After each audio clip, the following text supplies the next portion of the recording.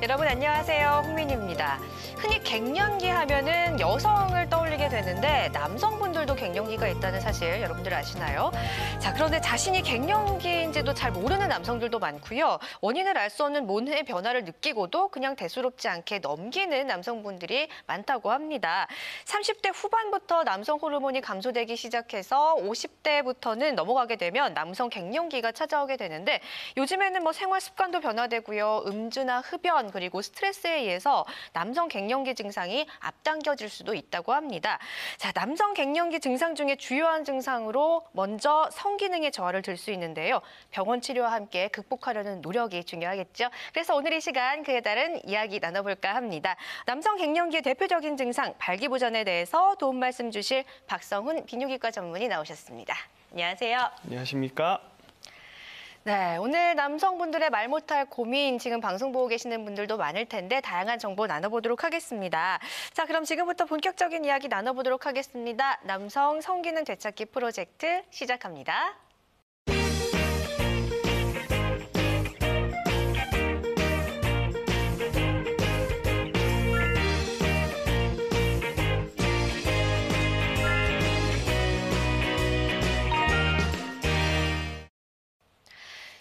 많은 중년 남성들의 고민 바로 발기부전입니다. 최근에는요, 중년 남성뿐만이 아니라 젊은 층에서도 이 발기부전이 많이 발병을 한다고 하는데 왜 발병하는지부터 알아봐야 될 것 같습니다. 원장님, 발기부전은 정확하게 어떤 질환이고 왜 발생할까요? 발기부전은 10번 정도 성관계를 가졌을 때 2번 내지 3번 이상 강직도가 충분하지 않다던가 아니면은 발기가 중간에 소실된다던가 해서 2번 내지 3번 이상 성관계를 이제 제대로 하지 못했을 때 발기력으로 인해서 그때 발기부전이라고 얘기할 수 있습니다. 그러니까 새벽에 발기가 잘 되든 야간 음경 발기가 잘 되든 발기가 잘 되는 것이 문제가 아니라 된 것이 성관계에 충분하게 유지가 되는 것이냐라는 것으로 이제 발기부전 진단할 수 있겠는데요. 그러니까 진단은 사실 병원에 와서 하시는 게 아니에요. 환자분이 이제 경험을 해보시면 아, 이런구나 이렇게 아실 수가 있게 돼요. 그래서 이런 발기부전은 다른 남성 호르몬 이런 거 영향을 받는 것이 아니고 혈관 기능입니다. 네. 음경에 동맥이나 정맥이 상해서 이제 문제가 오는 경우들이 많은데 화면에서 보시는 것처럼 원인은 굉장히 다양합니다. 그러나 거의 대부분은 이제 동맥에 문제를 줘서 네. 그것이 동맥 이상이 와서든 신경 이상이 와서든 해면체 이상이 와서든 어떤 원인이든 간에 동맥의 기능이 약해져서 혹은 정맥의 기능이 약해져서 이렇게 혈관의 기능 이상이 와서 발기부전이 오는 경우들이 많다. 혹은 최근에 많이 늘어나고 있지만 전립선암이나 대장암 이렇게 골반 쪽에 수술을 받으시고 나면 음경으로 가는 신경과 혈관에 손상이 옵니다. 네. 그러니까 영구적으로 이제 다시 기능을 회복하지 못하게 되니까 그런 경우에서도 발기부전이 올 수 있다 보시면 되겠습니다. 네, 일단 혈관 기능에 문제가 좀 큰 것 같습니다. 그리고 음경으로 가는 신경의 손상 이런 이유를 좀 들 수가 있는데 그리고 특정 질환의 합병증으로도 나타날 수가 있다 이렇게 말씀을 좀 해주셨어요. 이 발기부전 치료가 중요하겠죠. 원장님 어떻게 치료를 하면 될까요? 발기부전의 치료는 크게 3가지가 있습니다. 먹는 약, 주사제, 수술적 치료 이렇게 3가지가 있게 되는데요. 3가지 치료는 다 각기 장단점이 있습니다. 그래서 이거는 의사가 이제 결정해서 환자분에게 이거 치료하시오 하는 치료들은 아닙니다. 환자분이 내 라이프 스타일하고 맞게, 내 생활 습관이나 아니면은 내가 원하는 부분과 맞게. 왜냐하면 이 발기부전의 치료는 그 목적이 의사의 만족이 아니고 네. 환자분의 만족이세요. 네. 그렇기 때문에 내 마음의 치료를 선택하시는 것이 발기부전의 치료라고 보시면 되겠습니다. 네, 경구용 치료 그리고 해면체에 주사하는 방법, 그다음에 이제 발기부전 임플란트가 있다. 3가지 정도 방법을 말씀을 해주셨어요. 자, 그렇다면 아무래도 많은 분들이 알고 계시는 경구 약물 복용과 주사 치료 이런 것부터 좀 소개를 해주셨으면 좋겠습니다. 이 부분은 어떤 성분으로 이루어져 있고 또 어떤 장단점이 있을까요? 기본적으로 발기부전이라는 것이 이제 혈관 질환이라고 말씀드렸어요. 네. 그래서 먹는 약이든 주사제든 혈관 확장제입니다. 그래서 이제 우리가 흔히 알고 있는 그 발기부전 치료제들 같은 경우에는 먹는 약이나 주사제나 전부 다 성분들은 혈관 확장을 시키는 성분들이에요. 그래서 이제 복용을 하게 되면은 두통이나 안면 홍조 이런 게 부작용들이 나타난 이유가 네. 혈관이 확장돼서 그런 부작용이 나오는 거거든요. 먹는 약이나 주사제는 간단하다는 장점이 있습니다. 수술이 아니고 당연히 이제 수술적인 치료는 우리 몸에 비가역적인 그런 변화를 주는 거지만 약이나 주사제들은 일견 생각했을 때 큰 내 몸의 변화를 일으키지 않는 것이다 이렇게 생각하실 수가 있어요. 하지만 사실은 발기부전이 오면은 우리가 많이들 놓치는 부분 중에 하나, 간과하는 부분 중에 하나가 음경의 크기가 점점 줄어듭니다. 네. 그것은 먹는 약이나 주사제로는 치료가 어렵습니다. 아무리 쓰셔도 좋아지지 않고요. 두 번째는 약이나 먹는 약 같은 경우에 우리가 환자에게 처방을 해줬을 때 1년 동안 지켜본 결과 1년 후에도 재처방을 받으시는 분들은 전체 환자군의 10% 미만입니다. 그 이유는 네. 부작용이나 불편함이 사실 굉장히 많아요. 네네. 이게 그 성관계 전에 약을 복용해야 되는 건데 네. 그게 생각보다 불편하고 또는 이제 부작용이라든가 아니면 이제 관상동맥 질환 같은 심장이나 뇌혈관의 질환이 있으신 분들은 약이 상당히 좀 부담스러우시거든요. 네네. 그래서 그런 분들의 경우에는 이제 좀 주의해서 사용하셔야 된다는 부분들이 있겠습니다. 네, 좀 쉽게 구할 수 있고 뭐 먹는데도 간편하고 하겠지만 약물 치료에는 어느 정도의 그런 부작용도 따를 수가 있고 제약적인 부분들이 많이 있습니다. 자, 그 방법 이외에 또 주사 치료가 있었어요. 해면체에 직접 주사, 이건 어떤 겁니까? 이것도 이제 혈관 확장제인데요. 당뇨 환자분들이 인슐린 맞으시는 것처럼 이제 관계 전에 음경에 직접 주사를 하시게 됩니다.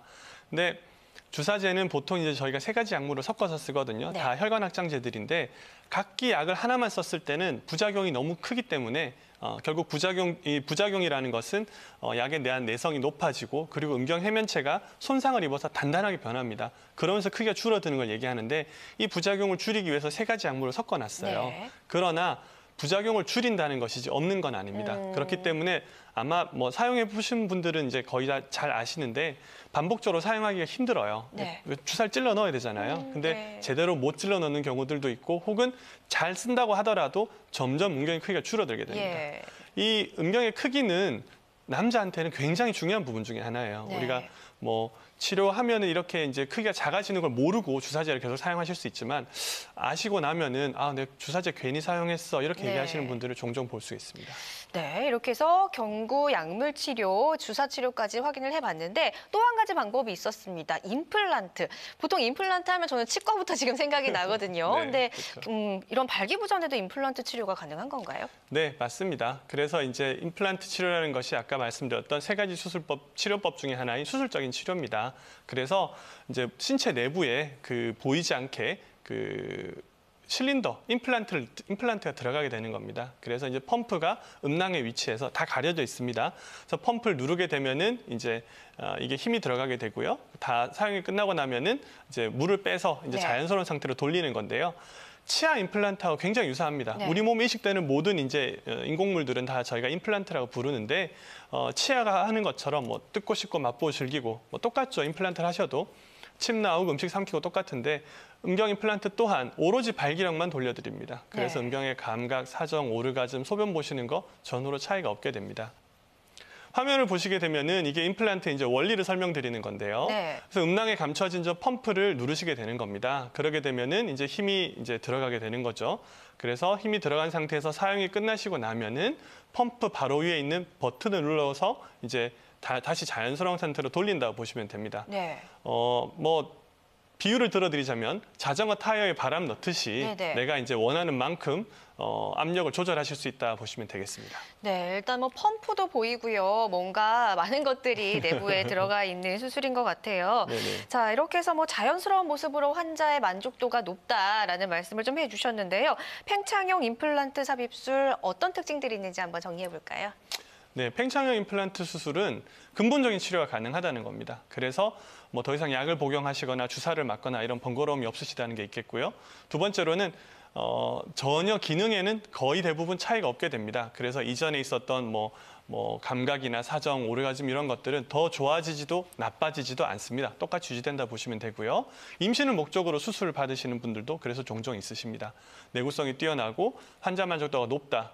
그리고 이제 하나 더 말씀드릴 부분은 팽창 임플란트 같은 경우에는 다른 약이나 주사와 달리 발기부전으로 인해서 크기가 감소한 부분을 되돌릴 수가 있습니다. 크기를 회복해낼 수가 있습니다. 네. 예전에는 이 수술 받고 나면 크기가 줄어든다고 저희가 설명을 드렸었어요. 네. 근데 그거는 예전 이야기고요. 수술의 술기가 개발함에 따라 현재에는 크기를 임플란트 자체 팽창하는 힘이 굉장히 좋습니다. 이놈을 이용해서 그 크기를 최대한 회복시킬 수 있는 방법들이 있습니다. 그래서 앞서 말씀드린 뭐 약이나 수술, 그 주사 치료와는 그 부분에서 이제 차이가 날 수 있다고 보시면 되겠습니다. 네, 영상도 저희가 확인을 해봤지만 안에 삽입되어 있는 뭔가 펌프를 조정하면서 이렇게 팽창형 임플란트 방법에 대해서 자세히 알아보고 있습니다. 자, 안에 뭔가 이렇게 들어가니까 뭔가 수술 방법이 까다롭거나 복잡하지는 않을까 이렇게 좀 생각이 드는데요. 수술은 어떻게 진행이 되나요?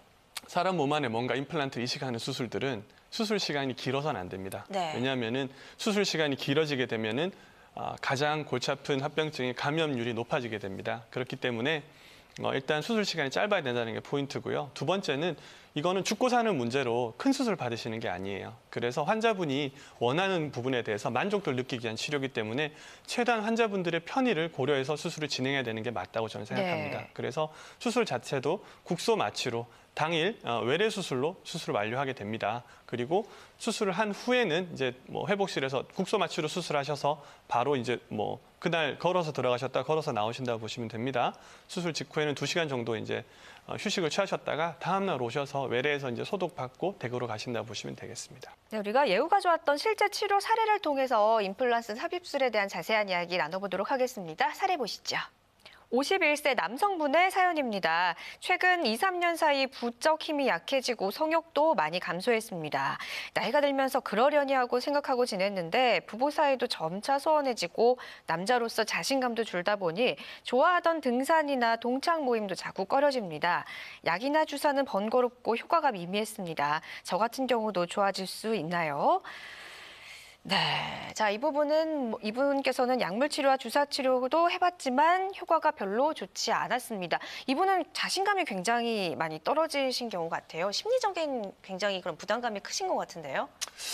그렇죠. 이제 이분 같은 경우에는 그 배우자분과 나이 차이가 한 25살 넘게 나신 경우였어요. 예. 그래서 이제 배우자분을 해외에서 이제 결혼하시고 이제 한국에 오신 경우였는데.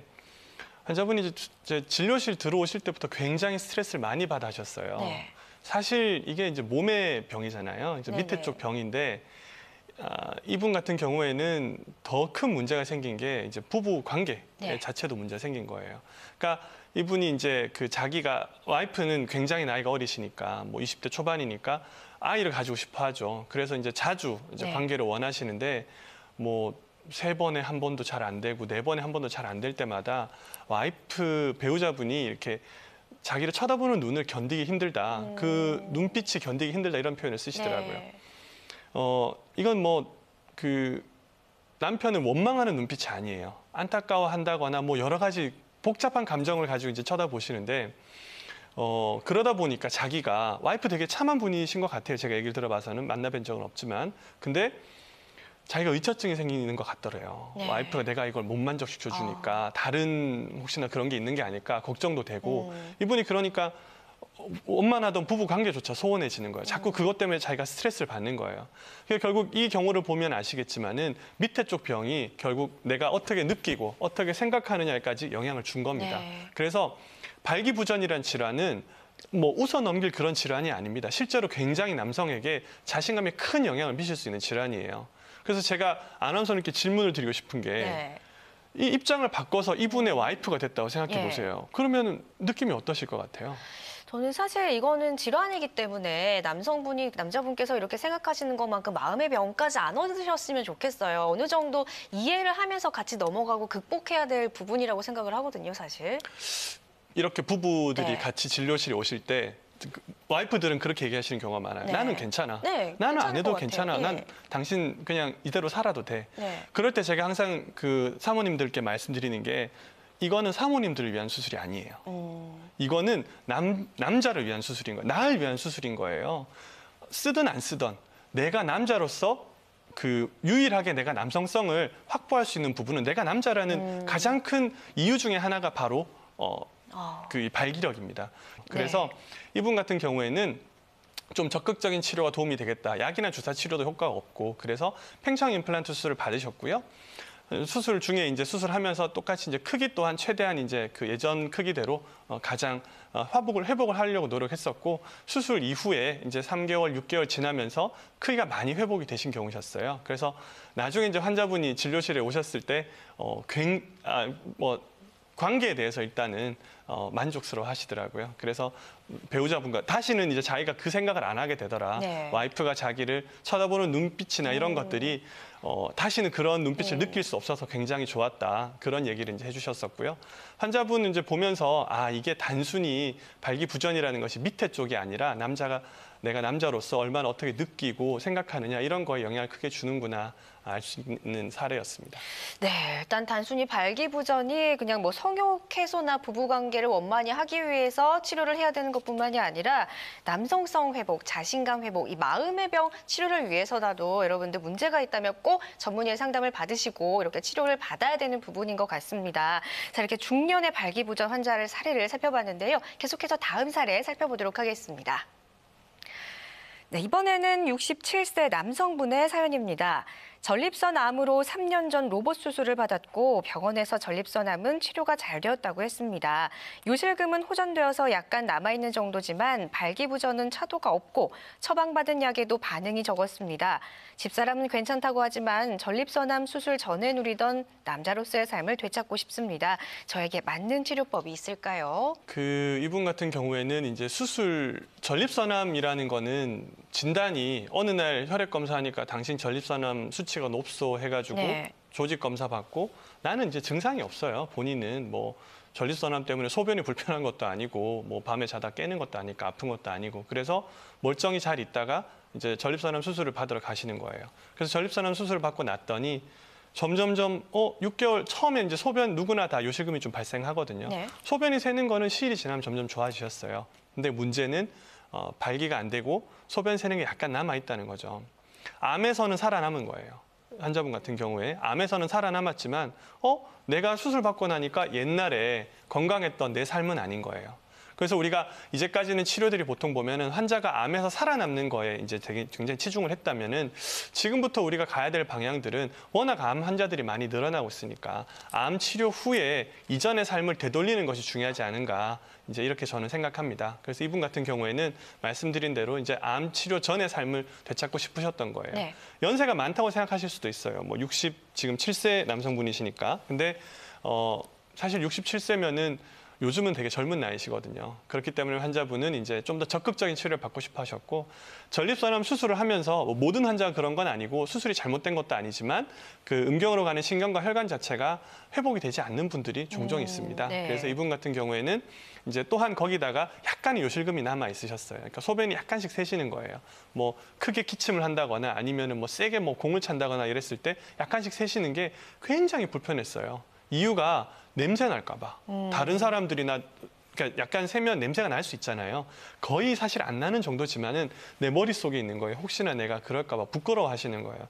그래서 사회생활도 제약을 받고 네. 그래서 그런 것들을 치료하기 위해서 팽창 임플란트를 선택을 하셨습니다. 그래서 팽창 임플란트 수술 자체로는 원래 뭐 심한 정도 요실금은 호전이 되진 않지만은 아주 가벼운 요분 정도는 이제 팽창 임플란트 수술만으로도 요실금이 호전되실 수가 있고요. 네. 그리고 당연히 발기부전에 대해서도 이제 치료 효과가 경과가 좋으셨습니다. 그래서 전립선암 수술 받고 이분이 이제 오셨을 때 1년에 거의 크기가 한 1인치씩 이렇게 줄어든다고 돼 있어요. 전립선암 네네. 받고 발기부전이 오면. 이분 같은 경우에는 수술하고 나서 한 7개월 정도 차 때 저희가 뵀을 때 크기가 많이 회복이 돼 있으셨죠. 그래서 치료 경과가 좋았던 부분도 있지만은 환자분이 이제 이제서야 내가 7개월 지나고 뭐 전립선암 수술 받은 지 한참 됐으니까 거의 한 3년 동안에 내가 이제서야 암 완치됐다는 판결보다는 이제 네. 이렇게 남성성을 회복하고 소변도 좀 새지 않고 하니까 이제 내가 암 전의 삶을 좀 되찾는 것 같습니다. 그렇게 얘기를 주시더라고요. 네, 자 이렇게 팽창형 임플란트 삽입술 이후에 요실금 문제도 해결이 됐고 암 치료를 받았던 분까지도 발기부전에 대해서 이렇게 치료한 경우 예후가 좋은 사례를 소개를 해드렸습니다.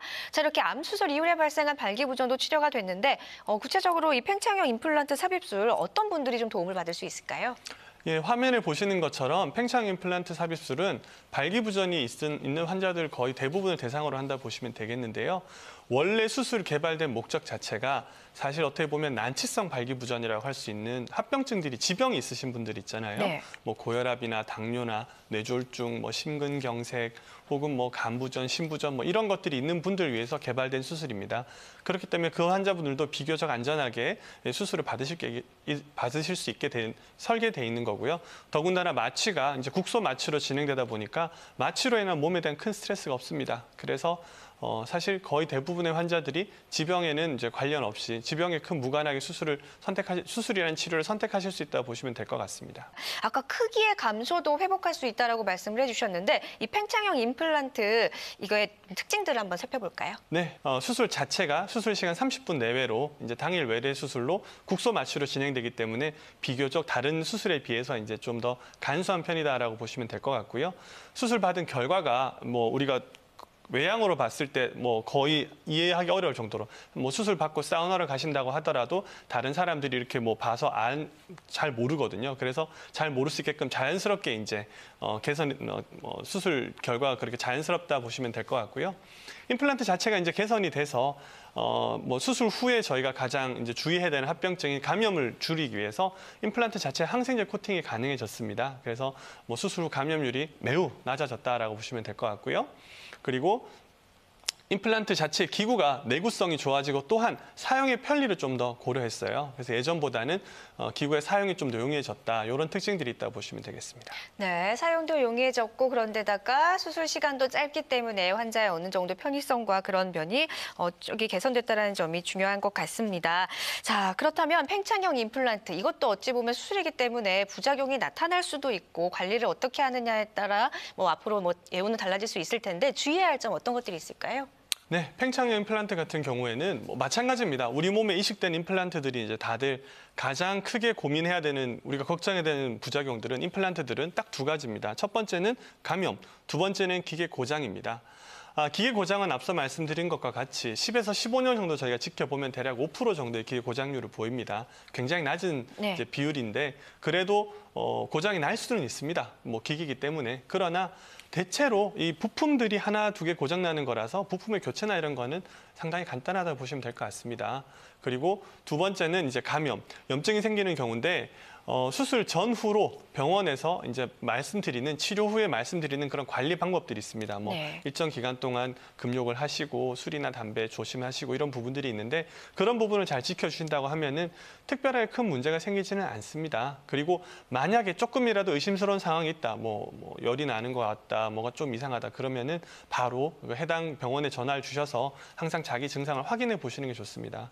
환자분들은 이 수술에 대한 경험이 많이 없으세요. 이 치료에 대한 경험도 많이 없으시고요. 그럴 때 뭐 본인이 판단하지 마시고 의료진에게 항상 이게 괜찮은 겁니까? 라고 확인을 하시는 것들이 필요하다고 보시면 되겠습니다. 네, 발기부전 그냥 대수롭지 않게 넘길 문제가 아닙니다. 적극적인 치료가 필요한데 수술을 고려를 하셨을 때는 좀 더 경험이 많은 전문의와 함께 꼭 상담을 하셔야 한다는 부분 유념하시길 바라겠습니다. 자, 이번 시간에는 박성훈 비뇨기과 전문의와 함께 발기부전으로 인한 남성들의 고민을 덜어드리기 위해서 자세한 이야기 나누는 시간 가져봤습니다. 원장님 도움 말씀 고맙습니다. 감사합니다. 네, 여성들에게도 갱년기가 있고 이를 치료해야 하는 것처럼 남성분에게도 우울감과 무기력함, 의욕정화 등을 가져올 수 있기 때문에 마음의 병까지 키울 수 있는 이 갱년기 치료 꼭 필요합니다. 자, 특별한 치료 방법이 꼭 필요하다는 점 인지하시고요. 적극적인 관리를 통해서 노년의 성 건강 꼭 되찾기를 바라겠습니다. 시청해주셔서 고맙습니다.